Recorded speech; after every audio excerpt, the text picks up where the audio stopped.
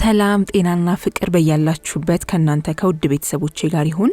እንደምን ቆያችሁኝ? ኢትዮጵያ ከፈለኝ ነኝ። ይህ ደግሞ የኔና የናንተ የትረካ ቤት የሆነው ዮፕ ኢንተርቴይንመንት ነው። እንግዲህ ዮፕ ኢንተርቴይንመንት በአጭር ጊዜ ውስጥ እናንተን የመሳሰሉ በጣም ብዙ ተወዳጅ ቤተሰቦችን ማፍራት የቻለ ተወዳጅ የትረካ ቻናል ነው። አሁንም ለቻናሉ አዲስ የሆናችሁ ወይም ደግሞ ሰብስክራይብ ሳታደርጉ ግን በቻናሉ ላይ የሚለቀቁ ትረካዎችን የምትከታተሉ ሰዎች ሰብስክራይብ በማድረግ ቤተሰብ እንድንሆን ስል በፍቅር ነው የምጠይቃችሁ።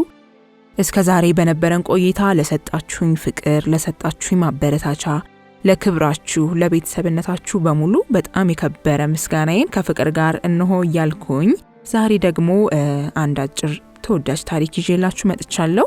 ደራሲዋ ህይወት እምሻው ነች። ርዕሱ ደግሞ አብረን ባለን ጊዜ ይሰኛል። አብራችሁኝ እንድትቆዩ ጋብዛለሁ። በድጋሚ ቻናሉን ሰብስክራይብ ማድረግ እንዳትረሱ። ትረካዎቹን ስትወዷቸውም ላይክ ማድረጋችሁን እንዲሁ አትርሱ። ሐሳብ አስተያየት ካላችሁ እንዲተረክላችሁ የምትፈልጉት መጽሐፍ ካለና ፍቅራችሁንም ደግሞ እንግለጽላት ብላችሁ ስታስቡ የኮሜንት ሴክሽናችን ለእናንተ ክፍት ነው። ጻፉልኝ፣ ይደርሰኛል። ለወዳጆቻችሁም በዚህ ተወዳጅ ቻናል የሚተረኩ ምርጥ ትረካዎችን ሼር በማድረግ ጋብዟቸው። ቤተሰብነታችን ይጠንክር የዛሬው መልእክቴ ነው። አብራችሁኝ ቆዩ። ፍቅር ይበልጣል ከክብር። ዮፕ ኢንተርቴይንመንት። አብረን ባለን ጊዜ ከህይወት እምሻው በኢትዮጵያ ከፈለኝ። ለመጀመሪያ ጊዜ የተገናኘ ነው ታውን ስኩዌር ሞል ጋር ነው። 22 ማዞሪያ። ዣንጥላሽን ሰላለሽ ድንገት የመጣው ዝናብ እስኪያባራ ድረስ የህንፃው መግቢያ ጋር ተጠለልሽ። እኔ አንድ ሱቅ መስታወት አጠገብ ነበርኩ። አላፊ አግዳሚውን እያየሁ።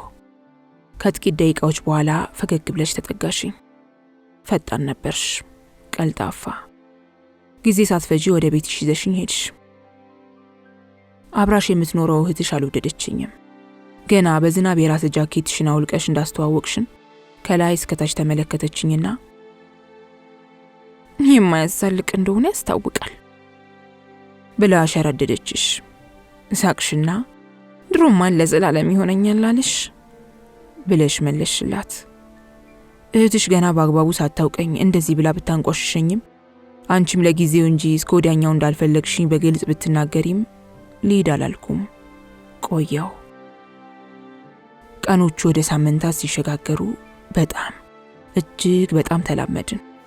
አንቺም ካሰብሽው በላይ እንደወደድሽኝ ያሳበቀብሽ። ሁሉም ቦታ አብረን የምንሄደው ሚኒሊክ ሆስፒታል የሐሙት ከረጢት ቀዶ ጥገና ተደርጎላቸው የተኙ አባትሽን ለማየት፣ ሀዲድ ገበያ ቦንዳ ልብስ ለመግዛት፣ ሴንቸሪ ቦል ሲኒማ ቤት ፊልም ለማየት፣ ሾላ ገበያ አዳዲስ የሻይ ብርጭቆና መሶበ ወርቅ ለመግዛት፣ ከበደ ገብረወልድ ስጋ ቤት ከጓደኞችሽ ጋር ጥሬ ስጋ ለመብላት፣ ስዊት ወርልድ ካክስትሽ ልጅ ጋር ኬክ በማኪያቶ ለመብላት። ያልሄድንበት የለም። ዝናብ ሆነ ፀሐይ፣ ሙቀት ይሁን ቆፈን፣ ሰው እስኪታዘበን ድረስ ሁሉም ቦታ አብረን ታየን። አንለያያልን። በዚህ የተገረሙ ጓደኞችሽ የህዋንን ከምኔው በማሾፍ እየዘፈኑ ምን ነው እሱ ላይ ብቻ ሙጭጭ አልሽሳ ሲሉሽ እንኳን እኔን ከተመቸኝ ምን አገባችሁ ትያቸው ነበር። ከዚያ ግን ነገር ተሳከረ። ካለኔ ወጣ ማለት ጀመርሽ። እኔን ተራምደሽ መሄድ ለመድሽ። በፊት እንደምትነካኪኝ አትነካኪኝም። በፊት እንደምትንከባከቢኝ አትንከባከቢኝም። ይባስ ብለሽ ለአንደኛው የሥራ ባልደረባሽ ሰርግ አይኔ እያየ እኔ እያለው ከሌላ ጋር ሄድሽ። የዚያን ቀን መሽቶ ከሰርጉ ስትመለሺ ተጎሳቁለሽ ገባሽና በጥፋተኝነት ስሜት አየሽኝ። የተጎዳውን ስሜቴን ግን አላከምሽውም። አንዱን ቅዳሜ ግን ከመሬት ተነስተሽ በፊት ታይኝ እንደነበረው አየሽኝ። ችላ ብለሽኝ እንዳልከረምሽ ሁሉ በስስት ተጠጋሽኝና ወክ ለማድረግ ወጣን። ከፊጋ ሲኤምሲ ያለውን መንገድ አርዝመን ከፈጨን በኋላ ወደ ቤት ስንመለስ መንገድ ላይ የብርሃኑ ዘሪሁንን አሮጌ መጽሐፍ ገዛሽ። ፊትሽ ላይ የነበረው ደስታ ተጋባብኝ። እፎይታ አገኘሁ። የቀድሞ ፍቅራችን ተመለሰ ብዬ መንፈሴ ተረጋጋ። ከጥቂት ቀናት በኋላ ግን ያልጠበቅኩት ሆነ። በሰላም ቤትሽ ተቀምጠን እያለ ድንገት ተነሳሽና ተመላላሽ ሰራተኛችሁን ዘሪቱን ጮክ ብለሽና ደጋግመሽ ጠርተሽ እንደዋዛ እንኪ ውሰጁ ብለሽ ሰጠሽኝ። ዘሪቱ ደጋግማ እግዜር ይስጥልኝ አለችሽና እንደ መስገድ አደረጋት። አሁን ከዘሪቱ የእንጨት አልጋ ስር አቧራ እየጠጣው ተቀምጫለሁ። ዘሪቱ ቤቷ አዲስ ሰው በመጣ ቁጥር ሳባ አድርጋ ታወጣኝና እዩትማ ዳጊዬ እኮ ይህን የመሰለ ትንሽ ብቻ ያደረገችውን ስኒከር ጫማ ነው የሰጠችኝ፣ ጥሩ ሴት አይደለች